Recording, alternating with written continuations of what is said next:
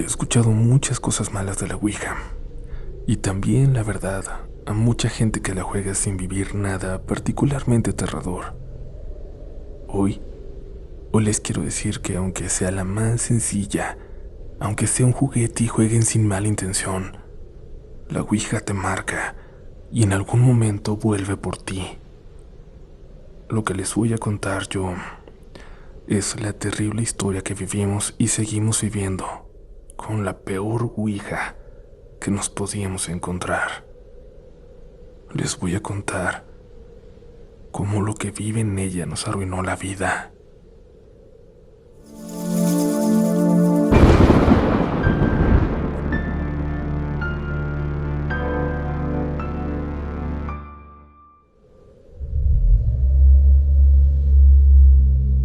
No voy a llevarme mucho tiempo en presentar la siguiente historia, comunidad. Solo quiero advertirles que puede ser una de esas que provoca mucha incomodidad, sobre todo a la gente que ya sea sensible a los temas paranormales o que tienda a sugestionarse con ciertas historias.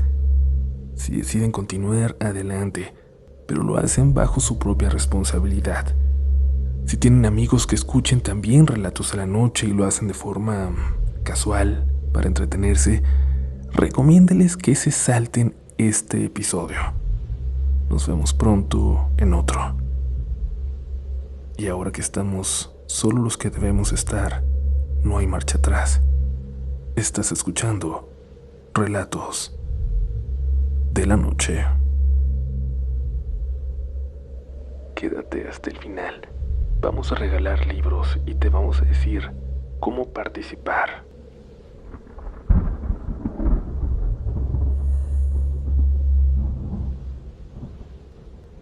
Me gusta saber que esta historia la va a escuchar la comunidad Relatos en la Noche. Solo aquí podría confiar. Pero debo advertirles, cuando intento contarla, algo me detiene. Me duele la cabeza, me siento mal, y a la gente a la que la he llegado a compartir, sobre todo a la gente que de alguna forma me podría ayudar, han pasado por lo mismo.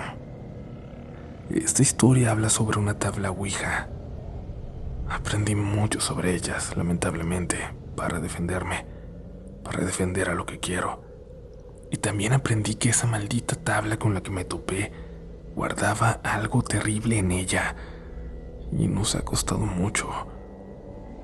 Pero supongo que para que entiendan mi historia debo ir hasta donde inicia todo, hasta octubre de 2020, en Valle de Bravo. Mis abuelos vivían allá. Tuvieron una vida cómoda y cuando mi abuelo se jubiló y dejó su negocio a cargo de mi papá y de mi tío Armando, vendió la casa que tenía en la Ciudad de México, donde crecimos todos. Vendió un departamento que tenía en Polanco y con sus ahorros se compró una casa en Valle.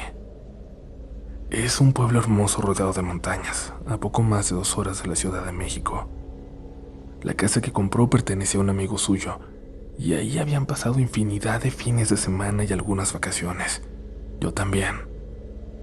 Mis abuelos siempre soñaron con tener una casa así que cuando supieron que estaba en venta, precisamente esa, decidieron que ahí sería donde pasarían sus últimos años. Pero nunca pensaron que serían tan pocos, que el sueño sería tan corto. La compraron a principios de 2019, así que para cuando llegó la pandemia, ese era el lugar perfecto para pasarlo lejos de todo y a salvo, pues los dos siempre tuvieron problemas de salud y de hipertensión. A los demás en la familia nos daba mucho miedo que pudieran contagiarse, pero al mismo tiempo teníamos cierta tranquilidad de que estuvieran tan aislados. Los únicos que los veían cada 2 semanas eran mi tío Armando y Katy, su esposa, que les llevaban la despensa, medicinas y todo lo necesario para que ellos no salieran. Pero en octubre nos llamaron a todos. Se estaban poniendo muy mal anímicamente, pues ya no veían a nadie. Se sentían débiles, nos extrañaban, y aunque sabían que no los queríamos visitar para no exponerlos, nos propusieron pasar unas semanas allá. Sabían que nos cuidábamos mucho, que todos, salvo mi papá, prácticamente estábamos encerrados en casa todo el tiempo. Era muy poco probable que estuviéramos enfermos, pero además Nos darían la oportunidad de estar en un lado de la casa hasta que pasaran 2 días y ya nos sintiéramos con confianza de ir a verlos y abrazarlos. Prácticamente iríamos y nos pondríamos en cuarentena allí en un lugar de la casa antes de convivir con ellos. Y así, y solo así aceptamos. Supongo que esto lo vamos a compartir muchos, los que teníamos abuelos en la pandemia. Contagiarlos era uno de los miedos horribles con los que todos teníamos que vivir. Así que nos preparamos, nos llevamos todo y nos fuimos para allá. La casa era tan grande que podíamos vivir cómodamente sin encontrarnos con mis abuelos, que se encerrarían esos 2 días en su habitación, separada del resto por un largo pasillo. Serían mis abuelos, mi mamá, mi papá y yo, y del otro lado de la familia mi tío Armando, su esposa Katy y mi prima Mariela. Mariela era de mi edad, pero se había distanciado mucho de todos desde la muerte de su mamá, de mi tía Mari. Y la verdad, todos nos enojamos un poco con mi tío porque antes de cumplir el año de viudo, ya se estaba casando de nuevo. Además, había algo bien raro con su esposa, con Katy. En muchos sentidos parecía que se hacía pasar por mi tía Mari, que en paz descanse, como si realmente quisiera ocupar su lugar. Y no era cuestión de ser amable, de sentirse cercana con nosotros. Alguna vez, por ejemplo, a mi mamá y a mí nos incomodó mucho que nos hizo un chiste privado que teníamos entre nosotras, con mi tía Mari, y que no sé cómo ella se supo. En fin, convivir con ella iba a ser lo de menos si podíamos estar junto a mis abuelos. Y yo tenía muchas ganas de convivir con mi prima, ver cómo estaba, y es que había borrado todas sus redes sociales y ya no sabía de ella. Recuerdo muy bien, y no sé si esto tenga que ver, un sueño que tuve la noche antes de salir hacia la casa de mis abuelos. Estaba ahí en su casa, pero se veía diferente. Estaba vieja, descuidada. Adentro todo apestaba. Parecía que tenía años abandonada. Yo buscaba a mis abuelos por todos lados, pero no estaban. Y entonces una señora muy fea aparecía en un pasillo y me señalaba hacia la ventana. Yo le preguntaba dónde estaban mis abuelos, quién era ella y qué hacía ahí, y sin decir una palabra volvía a señalar hacia afuera. Yo finalmente me asomaba y afuera había muchos muertos, alrededor de la casa. Se veía su ropa horrible, vieja, como si acabaran de salir de las tumbas.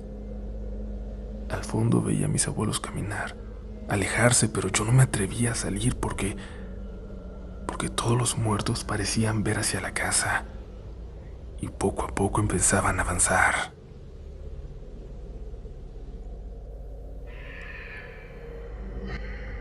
Supongo que aquí comienza la parte inexplicable de mi relato, y pido perdón por tardarme tanto, pero créanme que todo lo que he contado era necesario saber para entender lo que viene. Llegamos a Valle de Bravo. En cuanto nos acercamos allá, cambió el clima. Se empezó a sentir el frío de esa zona. Llegamos al pueblo a comprar todo lo necesario para pasar varios días sin salir de casa, con mucho cuidado, con doble cubrebocas, como siempre se ponía mi papá. Luego salimos del pueblo hacia la casa de mis abuelos, en una zona aún más solitaria, lejos de todo, sin vecinos como siempre soñó mi abuelito sobre todo, a quien nunca le gustó la gente. Recuerdo que había un poquito de llovizna cuando nos acercábamos hacia allá, y me gustaba. Y en esa época del año todavía nos iban a tocar esas lluvias de la noche. Era muy bonito ver la lluvia en el paisaje desde esa casa, tan cuidada como la tenían, tan bonita. Pero cuando llegamos me sorprendió ver los alrededores algo descuidados, la hierba crecida. Mi papá me dijo que era porque le habían pedido a los trabajadores que dejaran de ir, para no arriesgarse ni arriesgarlos, pero que aprovecharía esos días para darle algo de mantenimiento donde fuera necesario. Se me hizo raro porque en ese momento estaba como descuidada y eso le daba un aspecto Más de casa embrujada que de casa vacacional, pero bueno, trabajaríamos en eso. Vi la camioneta de mi tío estacionada. Ya habían llegado. Bajamos y ahí estaban comiendo mi tío Armando y Katy. Los saludamos. Luego fuimos a saludar a mis abuelos que estaban en la puerta de su habitación.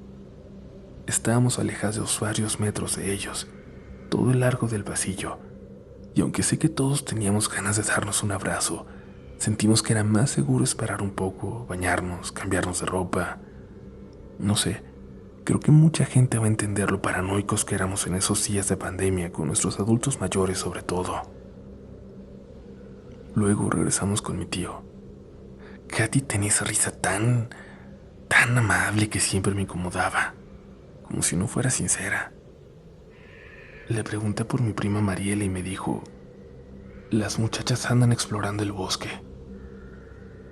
¿Las muchachas?, pregunté.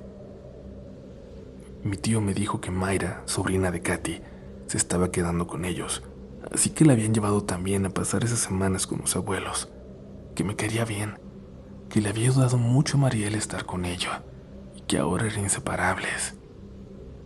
Y pues, bueno, pensé, yo tenía ganas de ver a Mariela, pero si estaba mejor, eso también me pondría feliz. Me puse mi chamarra para la llovizna y salí al sendero por el que me dijeron que se habían ido, el que le gustaba a Mariela desde que empezábamos a ir ahí, cuando mis abuelos rentaban la casa de vez en cuando todavía.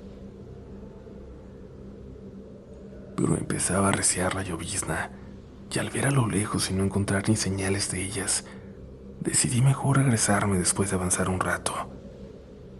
Y cuando di la vuelta, fue muy raro, pero ahí vi hierbas aplastadas, como si alguien acabara de pasar por ahí saliéndose del sendero. Puse atención y escuché voces no muy lejos de donde yo estaba. Una de esas era la de mi prima, estaba segura. Así que caminé saliéndome del camino, siguiendo el rastro de hierbas aplastadas. Cuando avancé un poco noté que había una especie de pendiente. Ya no se veía nada hacia el sendero, y mucho menos hacia la casa. Parecía que buscaban esconderse para haber llegado hasta allá. Al acercarme escuché más claramente la voz de Mariela, y una voz más como jugando. Luego Mariela dijo, «No, por favor», y eso me hizo apresurarme, gritarle que ya había llegado, saludándola pero al mismo tiempo intentando detener lo que sea que estuviera pasando. Las voces callaron cuando me escuché, pero yo seguía avanzando un par de metros más y, al mover unas ramas, ya pude verlas. Mariela estaba acostada en el piso y una chica de nuestra edad, Mayra, estaba sobre ella, escondiendo algo en sus manos, en su espalda. Me sonrió.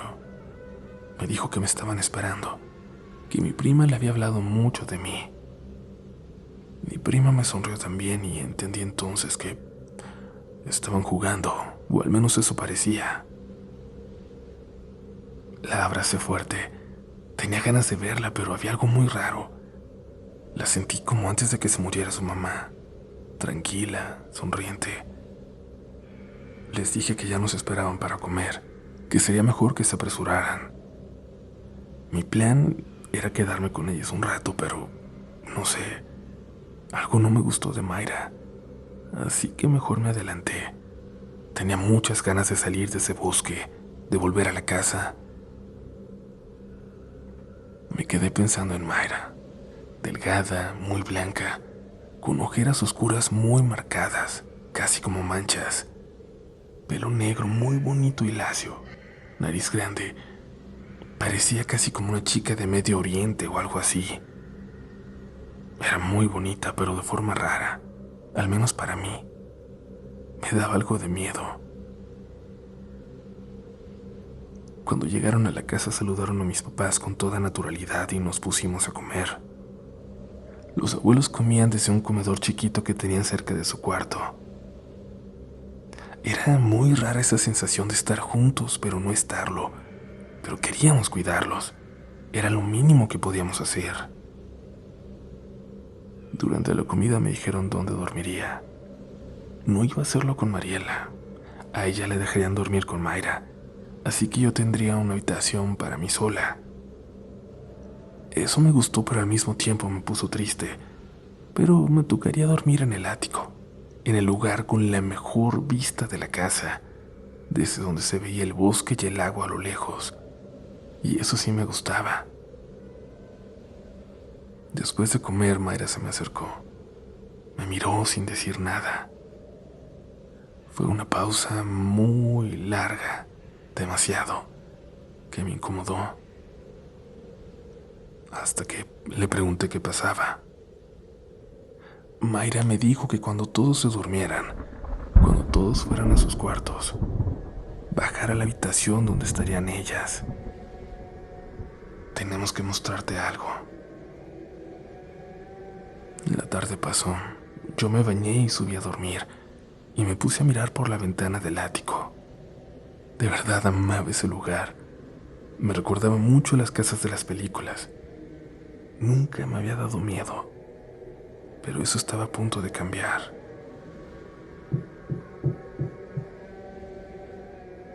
Escuché que tocaron la puerta. Eran Mayra y Mariela. Me dijeron que si estaba lista y yo no entendí. Mariela me preguntó si Mayra no me había dicho lo que íbamos a hacer, y le dije que no, que solo me dijo que me iban a mostrar algo. No, esto te va a cambiar la vida, dijo Mariela. Me tomó de la mano y sin darme tiempo de contestar me sacó de la habitación, pero Mayra la detuvo. No, aquí. Vamos a hacerlo aquí. Está más lejos de tu papá. Al decirle eso se alejó por las escaleras oscuras. Yo regresé a mi cuarto con Mariela intentando platicar con ella, pero no me respondió nada. Fue como si se bloqueara, como si se apagara su felicidad cuando Mayra no estaba. Volvió con un cuadro envuelto en tela negra. Entró a mi cuarto y me pidió que cerrara la puerta con seguro. Me dijo que no podía decirle a nadie lo que estaba a punto de mostrarme. Respondí que, ok. Me hizo jurarlo y dije de nuevo que sí, pero creo que Mayra notó que lo dije muy a la ligera. Júralo, por una vida que te importe. ¿Qué? No supe qué decir porque no le iba a decir a nadie. No me importaba lo que tuvieran, pero aunque no creía mucho en esas cosas, no quería jurar algo así. Le pregunté por quién tenía que jurar y me dijo que únicamente dijera, lo juro por una vida que me importe. Dije que sí cuando lo dije. En ese momento jaló mi mano y junto a la suya descubrió lo que llevaba entre esas telas viejas. Era una tabla ouija. Y aunque les juro que no es algo que me asustara, que nunca había sido algo que me diera miedo particularmente, no sé si fue por el momento, por estar allí, solas en el ático, en medio de la nada, pero sentí muy raro. Sentí como si hubiera mostrado algo que realmente podía comunicarme con los muertos. Cerramos la habitación con llave. Debo confesar que la tabla era tan rara, que se veía tan vieja, tan única, que me sentía hasta intrigada. Y Mayra me contó toda la historia. Tanto su madre como su tía Katy, la esposa del papá de Mariela, estaban muy interesadas en lo oculto, al grado de comprar varios objetos importantes, todos guardados celosamente en una habitación de la casa. Yo sabía que Katy era de una familia adinerada, rara pero adinerada, porque cuando se metió en la vida de mi tío Armando, lo primero que pensamos todos fue que se trataba solamente de una mujer más buscando su dinero, pero no, Katy no lo necesitaba. Tenía más dinero que mis abuelos. Tenían tanto dinero que ella y su hermana podían darse el lujo de gastar en cosas como esa, la ouija de un hechicero de un pueblo en las montañas de Veracruz. Y Mayra aclaró que no era Catemaco, que eso era un pueblo para evacuar turistas. No, los verdaderos brujos, dijo, se encontraban en pueblos mucho más escondidos, de difícil acceso, a los que era casi imposible llegar. Nos dijo que en esa tabla habitaba el alma de una bruja, de una mujer que había hecho mucho bien, pero que había sido quemada viva a principios del siglo pasado por un grupo de revolucionarios durante las guerrillas en la sierra. Fue conjurada por primera vez en 1936, en un momento cuando las ouijas eran todavía desconocidas en México, antes de que fueran comercializadas por aquí. Porque hay que recordar que la ouija en sus inicios era considerada como un elemento para contactar a los espíritus, incluso a los que nunca estuvieron vivos. Luego fue comercializada como un juego de mesa, y después se dividió entre las variantes de quienes seguían pensando que era solo un juego y aquellos que lo utilizaban como elemento principal de rituales incluso satánicos. Mayra sabía toda su historia. Incluso mencionó esa frase de que el mejor truco del diablo había sido convencer a la humanidad de que él no existía. También dijo que lo mejor que le podía pasar a esos entes que buscaban una forma de contactar con nuestro plano era que lo hiciera gente que no estuviera convencida de lo que realmente estaba haciendo. Gente que no supiera cómo abrir o cerrar una sesión. Empezamos a jugar y yo iba cayendo un poco en el carisma de Mayra, que dominaba la conversación. Le creía todo. Preguntamos si la pandemia acabaría en noviembre. La tabla rápidamente respondió que no. Luego, cuando insistimos, cuando de todas formas preguntamos si el final se acercaba y la tabla seguía yendo al no, preguntamos otra cosa. Preguntamos por qué.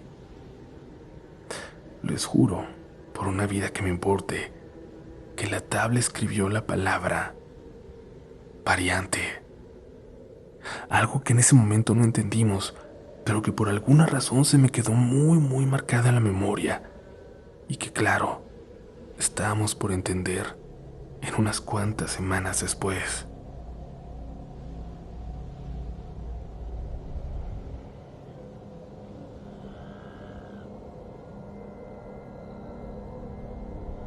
Las preguntas siguieron, fueron subiendo de importancia. Preguntamos al final, cuando estábamos cansadas, si tendríamos vidas largas y felices, si lograríamos cumplir nuestros sueños. La tabla respondió que no. Y antes de que pudiéramos hacer otra pregunta, continuó con la siguiente frase: con mi ayuda, sí. Creo que hasta ese momento sentí que estábamos hablando con alguien más que con un algo, que con una tabla. Y es que de verdad, meto las manos al fuego, el cursor se estaba moviendo solo con toda claridad, sin ningún esfuerzo de ninguna de las tres que teníamos un dedo sobre él y ni siquiera presionándolo. Por eso me atreví a preguntar: ¿quién eres?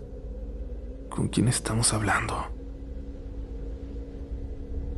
La tabla respondió que ya lo sabíamos. Le dije que yo no sabía nada, que nos dijera. Y entonces respondió: te lo dijo Mayra. Es decir, entendimos que Mayra tenía razón, que lo que nos había contado era cierto. Le pregunté si era la bruja que vivía en la tabla y antes de que pudiera terminar la pregunta, de verdad, el cursor se movió violentamente hacia el sí. Yo me asusté. Vi a Mayra más pálida de lo que era. Mientras las dos dimos un paso atrás, mi prima Mariela se hincó al frente de la tabla. Puso sus dos manos en el cursor y preguntó: ¿tú puedes ayudarme a hablar con mi mamá? La tabla no dijo nada. Mariela intentaba mover el cursor. Yo vi que intentaba carrearlo hacia el sí como como si darle el empujón fuera a marcar la respuesta que estaba buscando. La vi triste. La abracé. Mayra también se acercó. Estábamos a punto de terminar el juego cuando algo me hizo voltear a la tabla. El cursor se había quedado en medio y yo vi cómo se estaba moviendo, solo, sin que nadie lo tocara, y les dije que voltearan. El cursor comunidad se fue al sí, sin que nadie lo hubiera tocado siquiera. Mayra dijo que esto era demasiado, que esto no tenía que pasar, que le llamaría a su mamá en la mañana para preguntarle. Aunque estábamos haciendo todo de acuerdo al ritual, aunque sabía abrirlo y cerrarlo, que se moviera sola, sin ningún contacto de nosotras, era demasiado. No debía ser así. Esto no se suponía que debiera estar pasando. Mariela se acercó de nuevo a la tabla y le dijo a Mayra que no. Le dijo, muy molesta, que iba a seguir jugando. Clavó su mirada en ella y le dijo, me lo debes. Tú sabes por qué, Mayra. Me debes esto. Yo me levanté para salir, pero Mayra dijo que no podía irme, que lo que fuera que estaba pasando era hacia las 3. Si no, ya no iba a haber más respuestas. Y aunque cada fibra de mi cuerpo me decía que estaba mal, que no debía estar ahí, no podía hacerle eso a Mariela. Si me ponía en su lugar, no, yo no podría soportar que no me ayudaran. Así que por ella, por mi prima, me quedé. Cuando regresamos al juego, de pronto algo me hizo pedirles que se callaran.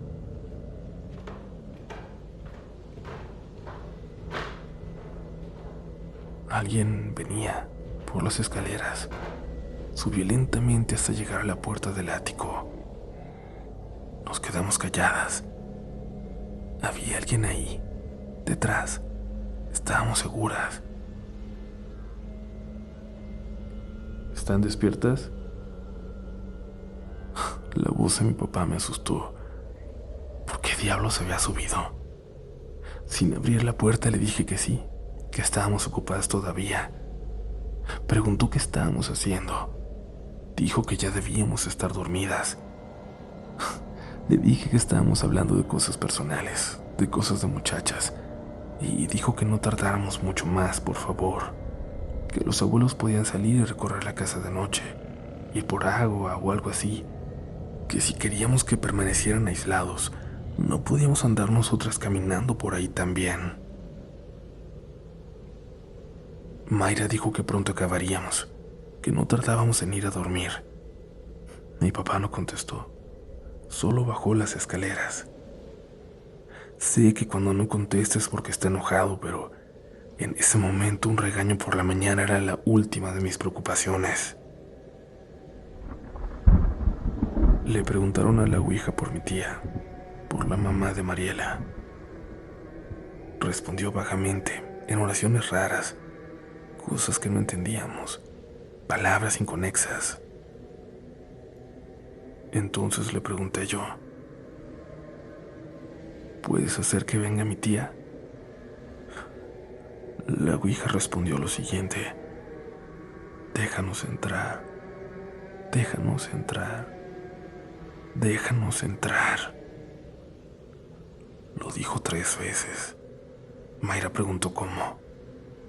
La respuesta fue vela, frente, espejo, toda la noche. Luego volvió a escribirlo 3 veces más. Mayra le dijo a Mariela que eso ya era demasiado, que no podían hacer eso, que no sabía si lo que vendría al espejo sería su madre, y Mariela, aunque estaba triste, aceptó. Y es que eso hasta a mí, la más escéptica de la familia, me daba miedo. Empezamos a cerrar la sesión. Mayra inició el ritual que nos dijo que conocía bien.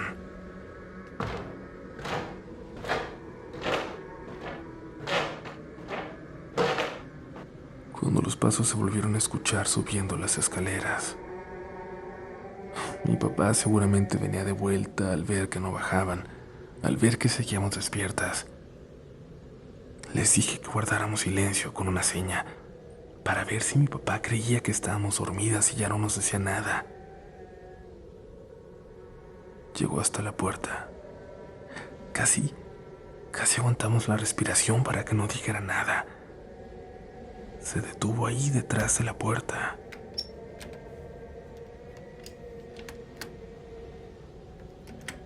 Intentó abrirla, muy despacio. Ya vamos, pa. Ya nos vamos a dormir. Intentaba abrirla de nuevo y le repetí que ya íbamos, que no entrara. Me iba a matar si nos veía jugando con la ouija, pero seguía intentando abrir. Mariela le dijo que ya iban a bajar, pero seguía en la puerta, no se iba, hasta que me levanté y abrí para decirle que ya estaba bueno, que querer entrar así iba contra mi privacidad, pero...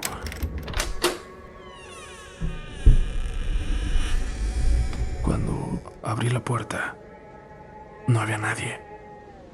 Nadie, ni en todas las escaleras. Pero alguien estaba intentando abrir la puerta. Yo vi la manija moviéndose. Yo sentí la presión cuando la toqué para abrirla. Había alguien del otro lado, pero desapareció. Casi me desmayo. Creo que eso era porque se me doblaron las piernas. Mayra tomó la escalera y bajó corriendo sin decir nada y Mariela la siguió. Y yo miraba hacia ese cuarto en el ático, ese que siempre me había gustado, y ahora esa oscuridad que siempre me había calmado me daba pavor. Sentí que había alguien ahí escondido. Tomé rápido mi teléfono y bajé sin ver atrás, sintiendo que alguien me miraba desde la oscuridad. Bajé a prisa por las escaleras. Llegué hasta el cuarto de mis papás. Me metí y me acurruqué entre ellos. Lo que más quería era sentirme protegida, y me puse en medio como cuando era chiquita. Me despertó mi mamá. Me preguntó por mi prima. Le dije que no la había visto después de que se bajó corriendo en la noche, que le preguntaran a Mayra por ella. Me dijo que Mayra sí estaba ahí, pero que Mariela no había amanecido en su cama, que no la encontraban por ningún lado. Mientras me decía eso, yo recordaba lo que había estado soñando. Lo escribí en las notas de mi teléfono para no olvidarlo, pero soñé que estaba ahí en la casa de los abuelos, en el ático, que veía por la ventana y había muertos, como en el sueño que tuve antes de ir. Muertos parados alrededor de la casa y la misma mujer fea les decía cómo entrar. Les señalaba una ventana abierta y todos se acercaban y entraban por esa ventana y los escuchaba ahí abajo moviendo todas las cosas de los abuelos. Y ahí, despierta, escuchaba ahora el movimiento de mis tíos en la casa, buscando a Mariela por todos lados. Tocaron a mi puerta. Era Mayra. Me dijo que algo muy malo había pasado. Le pregunté por qué lo decía y me dijo que la iban a matar, que la tabla era mucho más importante de lo que creía, que no nos había dicho toda la verdad, que el ritual que habían hecho Mariela y ella en el bosque antes de que las encontrara la había activado realmente. Es que ahí vive una señora en la tabla, pero no es buena como les dije. Y te lo juro que yo la vi aquí en sueños, antes de venir, como si ya nos hubiera estado esperando. Seguía sin entender bien por qué estaba preocupada. Mariela seguramente se había ido a caminar como ya había hecho antes. Yo no creía que tuviera que ver con lo que habíamos estado jugando. Y es que ya por la mañana, ya con la luz del sol entrando por la ventana, ya no me daba tanto miedo la ouija. Entonces Mayra me dijo que la acompañara, por favor. A regañadientes acepté y la seguí en mi pijama. Fue cuando me dijo que la tabla no estaba, que se le había llevado mi prima y que había pasado algo peor. Llegamos a su cuarto y me señaló hacia el baño. Abrí la puerta. Frente al espejo había una vela completamente consumida, como si lo hubieran dejado ahí, encendida toda la noche. Mariela no entiende lo que va a pasar, pero ya la trajo. La ayudó a salir. No sabe quién es esa mujer ni lo que te pide. Y mamá me va a matar. Fui a cambiar para salir a buscar a Mariela. Estaba ya muy preocupada por ella. Pasé por el pasillo que daba hacia el cuarto de mis abuelos. Mi mamá escuchaba algo que le platicaba a mi abuelita. Un sueño desde lejos. Le decía que había visto a una mujer horrible y la describía igual que la que yo vi en mis sueños. La abuela decía que la mujer había estado sentada toda la noche en su mecedora, la que tiene junto a la cama, que soñaba con algo y luego como que abría los ojos y la veía. Pasaba a otro sueño, luego volvía al cuarto y de nuevo podía verla, como si fuera real, que la estuvo viendo toda la noche y que se veía como una persona de carne y hueso, que parecía real, muy real. Yo temí lo peor, que si lo fuera, que eso que estaba en la ouija se hubiera salido, que le hubieran ayudado a salir y por alguna razón se fijara en ella, en mi abuela. Y tenía razón de tener ese miedo.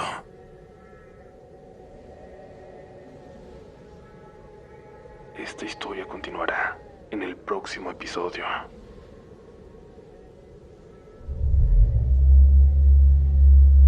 Comunidad, espero que hayan disfrutado de este primer episodio de esta historia larga.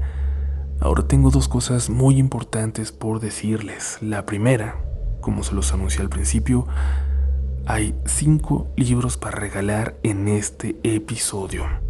Vamos a regalar 5 en cada episodio de esta saga hasta el final de ella, donde anunciaremos a todos los ganadores. Lo único que tienen que hacer para participar es comentarnos aquí abajo su saga favorita. De todas las de Relatos de la Noche, ¿cuál es la que más les gusta? Solo eso. Comenten su saga favorita y ya estarán participando. Ya se entregaron, me parece, todos los libros pendientes, salvo los de Argentina, que ya nos regresaron otra vez, pero van a llegar. La gente que tiene libro pendiente por allá van a llegar aunque tenga que llevarlos yo. Y también quiero preguntarles algo, comunidad.